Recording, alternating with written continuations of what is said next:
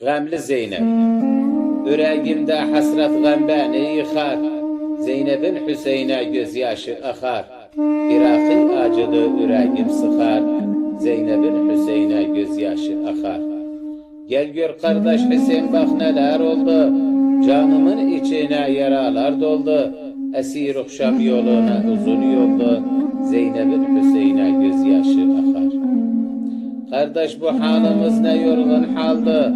Zalim felek bizi ne güne saldı. Gün altında kardeş şehitler kaldı. Zeynep'in Hüseyin'e gözyaşı akar. Çöllerde sahrada yetimler ağlar. Ehli bit iyalın zalimler bağlar. Gördüğüm bu hallar ciğerim dağlar. Zeynep'in Hüseyin'e gözyaşı akar. Ne güne kalmışık çekilmeyi bugün. Şam'a çıktık esir yollarda sürgün.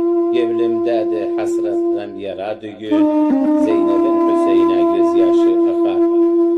Halımıza gökte ağladı melek. Uşaklarım susuz yetimler helek. Hak'tan sabır olsun ne ettik felek. Zeynep'in Hüseyin'e gözyaşı akar. Ağlıya ağlıya düştüm takattan. Durmazdı düzlerim gitti kuvvettan. Dilim durmaz oldu can salavattan. Zeynep'in Hüseyin'e gözyaşı akar. Küfa ehli bize zulüm eyledi. Yezid kavmi ki harici seyledi. Münafık kimseler işi böyledi. Zeynep'in Hüseyin'e gözyaşı akar. Kalmadı bir kimsem haldan yıkıldım. Can gevilden kardeş sana sıkıldım. Esir oldum gene gama takıldım. Zeynep'in Hüseyin'e gözyaşı akar.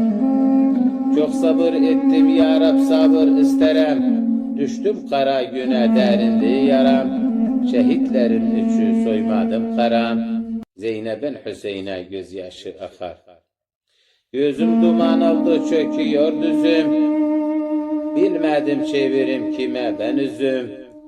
Abbas'ım ağlattım Zeynep'e gözüm. Zeynep'in Hüseyin'e gözyaşı akar.